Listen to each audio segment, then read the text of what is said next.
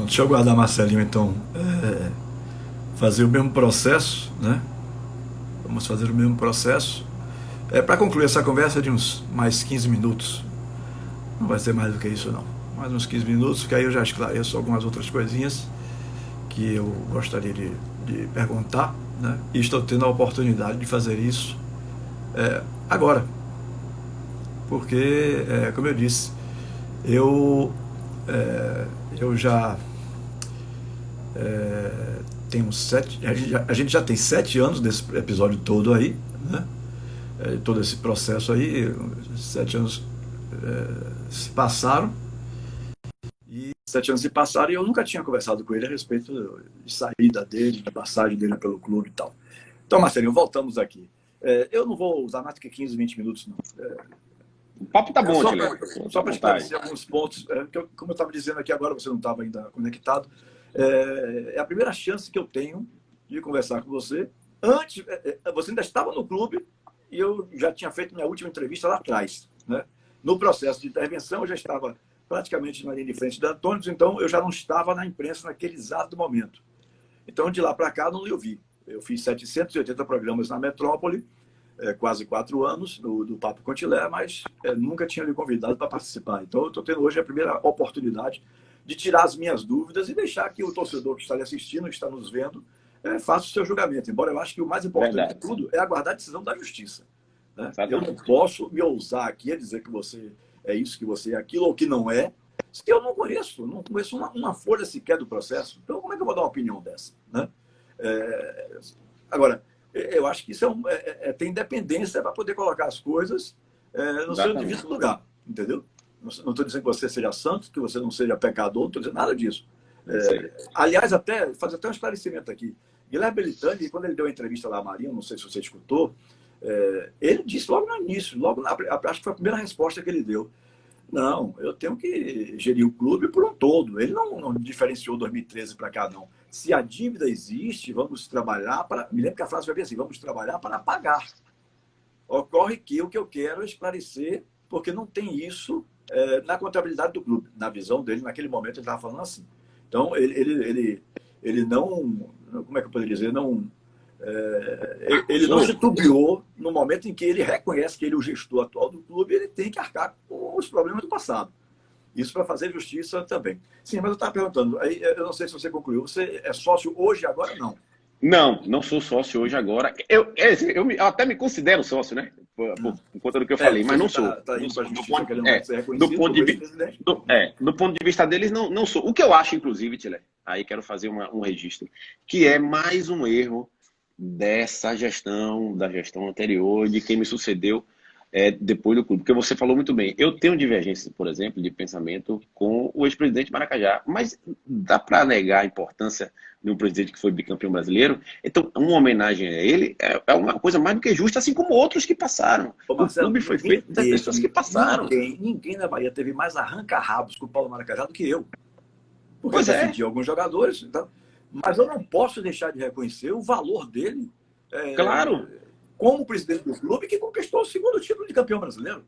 Né? Pois é, claro. O primeiro de Osório, conquistado lá em 59, 60, sim. Eu acho até que a história não conta bem a verdade. O Osório era presidente no papel, mas quem estava dirigindo o clube era... como é o nome dele, meu Deus? Uma figura... Eu fiz uma homenagem a ele nos 80 anos. Nos 80 anos do clube, fiz uma homenagem a ele. Hoje está com 90 e poucos, quase 95, eu acho. Meu Deus, o nome dele. Que era o diretor de futebol, né? Benedito Benedito. Que era o diretor de futebol. Exatamente. Bené, que chamam de Bené. Benedito, tô tentando lembrar tô tentando lembrar o sobrenome dele. Também estou tentando lembrar. Eu fiz uma homenagem a ele. Porque ele é neto também de Ricardo Maracajá, assim como ele é avô de Ricardo Maracajá, que é conselheiro atual do clube, assim como Paulo Maracajá também é avô. Exatamente. Ele é neto dos dois que trabalharam nos dois títulos, em 59 e 88. Então, em 59, quem dirigia realmente o clube, porque Osório tinha sido eleito presidente da Câmara Municipal de Salvador, como vereador, era Benedito Borges de Melo. Benedito Borges de Melo. Exatamente. Era Benedito Borges de Melo. Então, assim, você estava falando sobre... Não, ele estava dizendo que... Eu estava dizendo isso, que a mesma coisa que você está falando, que é preciso reconhecer a história do clube. E eu volto àquela coisa, o Bahia não nasceu em 2013. Tá Você falou de duas pessoas aí que foram importantes para o clube. Eu vou dizer uma puxando a sardinha para o meu lado. Meu pai foi presidente do Bahia, ele foi, Tilé, bicampeão no Nordeste, 2001 e 2002, e 3 vezes campeão baiano. Não foi campeão brasileiro, mas foi uma pessoa que se dedicou o seu tempo, assim como outros que passaram, que talvez não tiveram o mesmo sucesso. Eu vou usar o exemplo do Belintani, que está hoje à frente do clube. Ele ganhou um título baiano. Hoje, esse ano, não vai ter campeonato mais. Se ele não se reeleger, não tentar. Se Sidônio não deixar ele se reeleger, o mandato dele termina em dezembro. Pelo fato só dele só ter ganho um campeonato baiano, ele quer que apague a passagem dele à frente do clube? Não, foi uma pessoa que dedicou seu tempo à frente do clube. Então, ele está marcado lá na história também. Não pode quem vem depois querer apagar a história do clube, que é construído por todos os presidentes, diretores, jogadores, treinadores, todos que passaram à frente do clube. Então, eu acho que isso é uma mácula e é muito ruim. Quem dirige o clube hoje, a Revolução Tricolor, principalmente, que é quem fomenta isso, quer apagar a história do clube e dizer que o Bahia nasceu em 2013. Mas ela hoje mudou muito, eu acho, viu, Marcelo? Eu acho que hoje a Revolução mudou muito depois desse novo mandato de Belintani. Porque quando era o mandato de Marcelo Santana, o presidente do conselho era o meu querido amigo e irmão Henrique Garcia de la Torre. E Henrique tinha um conselho que era muito pluralizado, era muito, tinha de todas as correntes, era mais equilibrado. O atual conselho, houve uma renovação muito grande e aquelas figuras mais radicais da RT não fazem parte, porque já tinham tido o segundo mandato. Então, o presidente do conselho hoje é Carlos Eduardo, que é uma figura humana maravilhosa, é um advogado de Feira de Santana, ele é da RT, mas me parece de uma postura completamente diferente. Completamente diferente. Tomara que seja, porque é diferente. Como eu falei, quem briga são as ideias. E, claro, a divergência é até importante que aconteça, mas você não pode ter uma postura raivosa contra as pessoas. Não pode ter uma postura de querer apagar a história do... Porque você tentar tirar as pessoas da história do clube, que passaram à frente do clube, que foram diretores, presidentes, você está querendo... É impossível fazer isso, porque a história do clube está ligada a essas pessoas, para o bem ou para o mal, acertando e errando. E todos acertaram e erraram. Uns acertaram mais do que outros, mas todos acertaram e erraram, entendeu? Então, isso é um mal que se faz ao clube, querer apagar a história. Você falou aí que você também teve divergências com o Paulo Maracajá, né? E a Boca Pequena, na época, eu ouvi alguém dizer, não me recordo agora quem foi, que você levou Paulo Carneiro para o Bahia para ser gestor de futebol, porque sabia que Maracajá detestava ele, estou falando de fatos da época, né? Hoje eu não sei, pode até se cumprimentar, tal, mas na época... Não. Maracajá detestava Paulo Carneiro e com isso você tiraria Maracajá de vez do Bahia. Foi de fato a sua intenção essa quando levou Paulo? Não foi minha intenção e essa não foi a verdade. O que aconteceu foi que, primeiro, eu não tinha intenção de afastá-lo do clube, não tinha motivo nenhum para isso. Agora, o que aconteceu foi que ele, democraticamente, assim como outras pessoas, acharam que não era uma boa decisão, que não apoiaram a ida do Paulo Carneiro para lá, como outros apoiaram. Então, mas como eu era o presidente, eu tinha de decidir e eu achava que seria uma boa contratação, né, na época, então eu decidi por contratá-lo. Nesse momento, o Paulo Maracajá se afastou, né? Mas não por ter brigado, ou não por eu ter feito isso intencionalmente. Mas ele se afastou, então, justamente pela ida de Paulo, não foi isso? Se afastou. Ele achou que, enfim, não era uma decisão correta e não queria a contratação. Não é nem que não fosse uma decisão correta. Ele não achava que era um torcedor do Vitória, tinha sido presidente, não deveria ir para o clube. Pronto, apenas isso. Então, houve, claro, um natural ali afastamento, mas não houve racha, briga, nada nesse sentido. E nem foi minha intenção fazer a contratação para afastá-lo. Aí faz parte já do folclore do futebol. Não teve nada disso. Não teve nada disso, não. Entendeu? Mas houve um afastamento. Eu me lembro que o fato realmente se deu do afastamento dele em função da ida de Paulo. Isso aí, agora, eu quis falar com você nessa colocação que eu fiz agora, que para alguns você fez de propósito, né? Porque você com isso visava que Paulo se afastasse definitivamente. Mas não. Que não. Eu não foi, não acredito. Não foi, com certeza absoluta. Se fosse, eu teria dito, Tilé. Não foi. Sim. Não teria você ainda pensa em alguma coisa no Bahia? Tchele, não tenho nenhuma pretensão de ser candidato a presidente do Bahia hoje, nem no curto prazo, nem em 3 anos, 5 anos, 6 anos, nada disso. Eu não posso falar que é para sempre, né? Porque já ouvi dizer um ditado que para sempre é muito tempo. Então, eu tenho 44 anos, daqui a 10, 15, 20, a gente pode estar com outra cabeça. Mas hoje, no curto prazo, não tem hipótese. Aí você me pergunta por quê. Eu vou te dizer, porque dirigir o clube da Grandeza do Bahia é gratificante. Você vive emoções gostosas, boas, e vive o mundo do futebol, que é o que a maioria das pessoas, né, gostam. O futebol é o esporte mais popular do Brasil. Mas, ao mesmo tempo, é muito desgastante. Você abre, muitas vezes, mão da convivência em família, da convivência com os amigos. É extremamente desgastante nesse sentido. Então, eu, como já vivi tudo isso, não tenho essa pretensão tão cedo. Não posso dizer nunca, porque nunca, como eu falei, e repito, é muito tempo. Mas não eu acho que é preciso oxigenar essa direção, como a gente falou no começo da conversa. Mas aí vamos ver o que é que vai acontecer, né? Você ainda mantém contato com alguém do clube ou completamente afastado? Ninguém Não. lhe liga para contar nada? Não, completamente afastado. Da direção do clube, completamente afastado. A convivência que eu tenho do Bahia são meus amigos, né? Tricolores, e de assistir jogo em casa com a família, assistir jogo com os amigos. Ao estádio, depois do processo da minha saída, eu fui umas, talvez, 5, 6 vezes. Depois não fui mais, até porque também estou envolvido com projetos fora daqui. Eu tenho viajado muito, então eu passo a semana entre Brasília e São Paulo. Então, até os jogos de quarta-feira não tenho condição de assistir. Fim de semana eu tenho dedicado à família, né? Porque quando você sai também, Tchele, tem isso.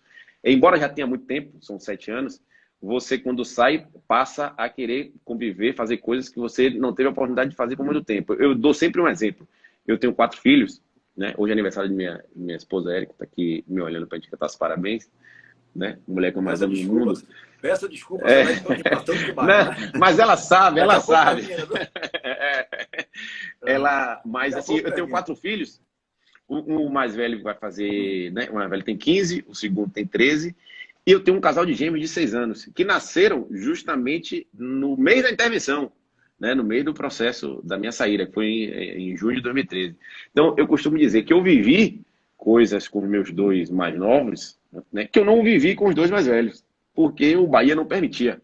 Né? Fim de semana, viagem para ver jogo, enfim, treinamento, essa coisa toda. Então, por ter vivido isso já, é uma coisa que hoje não me dá, eu não tenho vontade. Não tenho vontade. Como é que você anda pelas ruas hoje? O torcedor lhe reconhece, o torcedor lhe diz alguma coisa desagradável, agradável? Tchele, um registro que eu quero fazer aqui, que eu também sempre faço quando tenho oportunidade. Nem quando aconteceu o processo que hoje eu chamo de golpe, né, que foi o processo judicial na minha saída, nem naquele auge ali, eu nunca sofri algum tipo de agressão, ou de tentativa, ou de xingamento, nada disso. Rede social é diferente. Na rede social você sabe que as pessoas, às vezes, aí fica todo mundo corajoso. Então, enfim, é o que acontece hoje, o que a gente vê aí, não só no futebol, mas na política partidária também. Mas é diferente na vida real. Nunca aconteceu comigo. E o torcedor não tem jeito. Eu acho que, como todo ex-presidente, eu sou muito reconhecido na rua. Quando eu estava deputado e estava presidente, eu dizia sempre que as pessoas me reconheciam muito mais por ser presidente do Bahia do que por estar deputado. Né? E hoje é a mesma coisa. Tem gente que confunde ainda, Tchele, claro que é um percentual muito pequeno, mas ainda tem gente que confunde, ainda acha que eu estou à frente do Bahia, ainda fala com o presidente e tal, como é que tá, presidente, o jogo de domingo e tal. Mas reconhece e sempre falando bem, nunca tive nenhum tipo de problema, não. Você chegou no Bahia já deputado federal, não foi isso? Já deputado federal. Depois você disputou uma eleição e não conseguiu se reeleger. O Bahia lhe atrapalhou nesse sentido? Em função dos resultados ruins, já próximo da eleição e tal? Não, eu não acho que o resultado... É, a minha avaliação é a seguinte, eu não acho que o resultado tenha sido decisivo. Não, eu acho que o que o Bahia me prejudicou é no sentido de consumir o meu tempo, entendeu? De não ter Se permitido dedicado à campanha, digamos assim. isso, me dedicar à campanha, como eu teria tempo caso não estivesse à frente do Bahia. Eu não acho que foi o resultado em si, entendeu? Que tenha tirado a eleição. Até porque eu tive uma ótima votação. Na minha primeira eleição, eu tive 50 mil votos. Depois, 4 anos depois, eu tive 100 mil votos. E na minha terceira eleição, que foi a que eu perdi, eu tive quase 70 mil votos. Então, assim, não foi pouco voto, né? Teve um problema da conjuntura eleitoral, da coligação e tal, que isso me prejudicou, mas acho que isso não foi decisivo. O fato é de não ter tido tempo para me dedicar corretamente à eleição. Eu não quis me afastar do Bahia, eu poderia ter me afastado para participar da eleição, mas eu não quis deixar, quis ficar à frente do clube. Então, não dá para você estar em 2 lugares ao mesmo tempo, né? Então, eu tive muitas vezes que abdicar de compromissos políticos para estar à frente do clube. Eu acho que nesse ponto, sim, houve um prejuízo. Houve um prejuízo. Você falou aí, eu lhe perguntei se você tinha contato com alguém, porque você falou umas 2 vezes já nessa entrevista que se Sidônio deixar Guilherme ser candidato e tal, e eu aí tenho um ponto de vista um pouquinho diferente do seu. Eu acho, por exemplo, que Guilherme hoje é um candidato natural. Não entendi até hoje porque, embora se falasse muito que ele foi muito pressionado, muito cobrado, o Marcelo Santana não ter ido para uma reeleição, porque era um direito dele. Ele teve Sim, 3 anos e o estatuto daria mais 3, né? A possibilidade de sim. disputar mais 3. Não entendi até hoje. Mas Guilherme tem essa possibilidade de disputar. Acho que Guilherme perdeu um pouquinho de tempo, e aí deixa eu só vagar um pouquinho aqui para dar minha opinião, para você entender o contexto que eu quero dar. Guilherme perdeu um pouco do tempo naquele negócio de ser candidato a prefeito de Salvador. Eu acho que ele descuidou um pouquinho ali. Talvez ele tenha uma equipe de assessoria, que eu não conheça tão profundamente, que cobrisse a lacuna da ausência dele. Mas eu acho que ele demorou um pouquinho tal. Graças a Deus, porque eu acredito que ele será candidato e será reeleito. Inclusive com o meu voto. Eu estou até dizendo aqui isso aqui bem claramente. Guilherme, ele deu uma declaração agora recente, na mesma entrevista que falou dos problemas da BWA com o Bahia e tal, ele deu uma entrevista dizendo que ele não queria se antecipar, dizer que seria candidato, porque seria uma falta de respeito. Eu já penso completamente diferente. Eu acho que se ele afirma que ele vai ser candidato, ele daria mais tranquilidade num momento tão conturbado como esse, porque ele está pedindo que o sócio colabore para que o Bahia possa ter condições de pagar alguns compromissos, principalmente a manutenção dos funcionários que estão no clube e que ele não pensa em demiti-los. Né? Funcionários que eu falo, aqueles que ganham um salário mínimo, tal, aquele que participa ali do dia a dia, do funcionamento do clube. Então, eu acho que ele poderia muito bem dizer isso, até porque eu não acredito que Sidônio ficasse contra a possível candidatura de Guilherme. Pelo contrário, se Guilherme deixou de ser candidato a prefeito, ele certamente será candidato em dezembro e será reeleito, porque hoje a oposição do Bahia não tem um nome, hoje, nós estamos falando de maio, não tem um nome, né, que possa fazer frente a ele. Então, eu acho que a reeleição dele, não só por mérito, na minha opinião, pela gestão que ele está fazendo, a reeleição dele é natural, porque não vai ter candidato contrário. Acredito eu. E segundo, aí eu vou dizer uma coisa que eu tenho certeza vai surpreender muita gente. Vai surpreender muita gente que eu vou dizer aqui agora. Mas como eu não misturo as coisas, né, eu falo isso de boa. Eu hoje não vejo, se Guilherme sair do contexto, se Guilherme sair da disputa, eu não vejo outro nome para ser candidato à presidência do Bahia do que não seja Vitor Ferraz.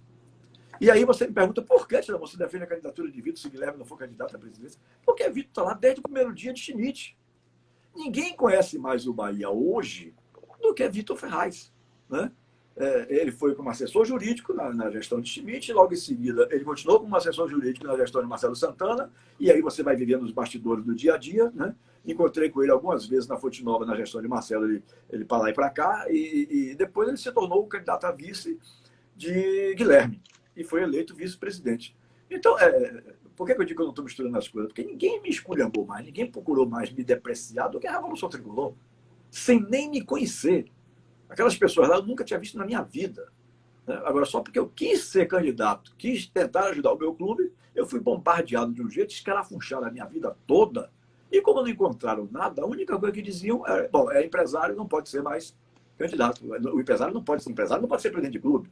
Essa é a pecha, né? Embora eu sempre digo o seguinte: traga um jogador, não quero dois, não, quero um jogador que te levou tenha prejudicado como representante, como empresário ou como procurador. Quero que você me traga um. Se você me trouxer eu sou testemunha disso. Fui presidente 4 anos.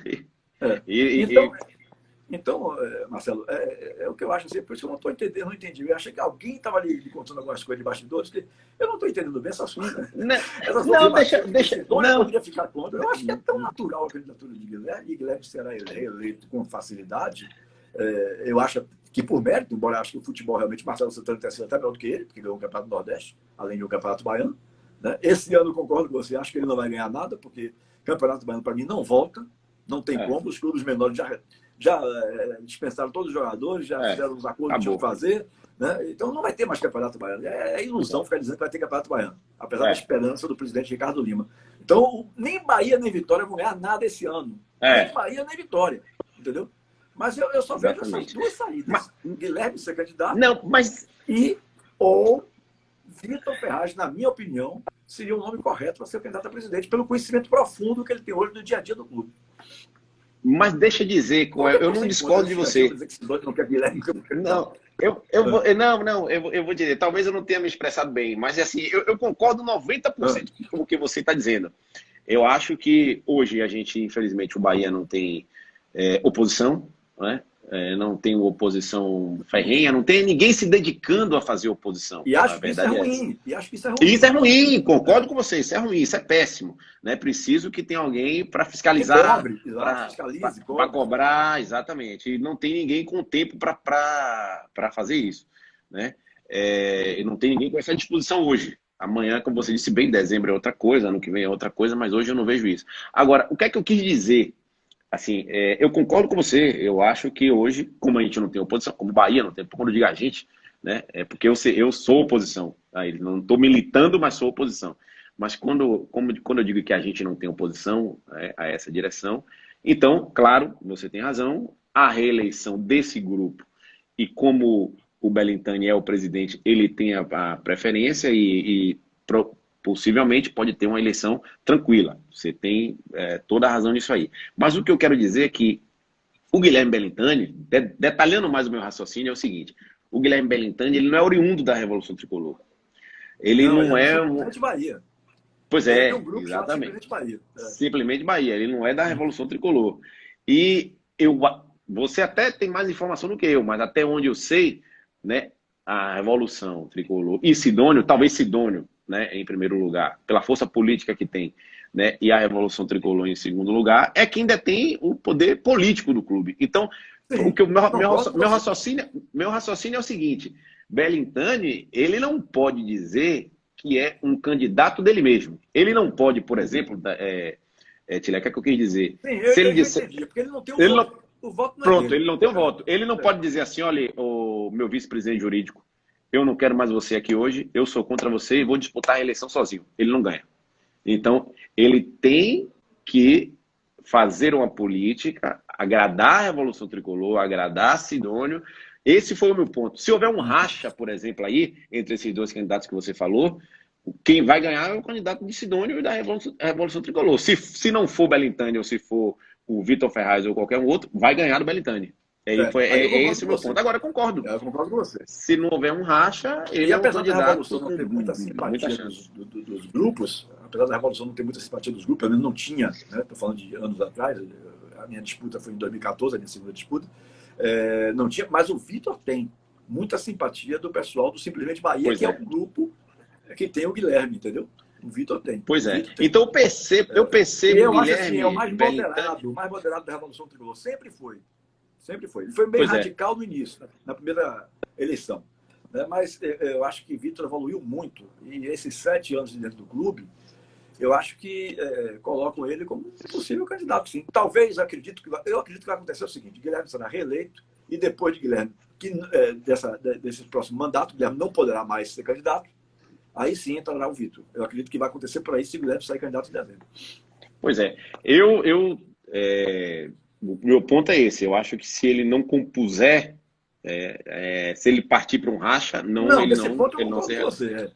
Esse ponto eu concordo. Mas tem tudo para se eleger, porque a oposição realmente hoje está desmobilizada. A gente não vê né? Uma posição aguerrida, infelizmente. Tomara que isso mude, né? Se me convocar para qualquer coisa, eu tô aí para isso.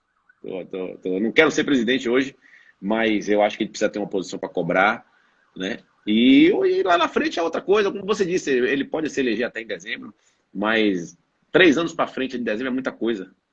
Muita coisa pode Sim. acontecer. É. Né? Tem Daqui muita para água dezembro é longe, para imagina rolar. dezembro, Pois imagina é. dezembro mais 3 anos depois. Pois é. Eu tenho um amigo chamado Ornelas, tricolor doente, talvez ele esteja nos assistindo, que ele diz sempre isso: dezembro é logo ali.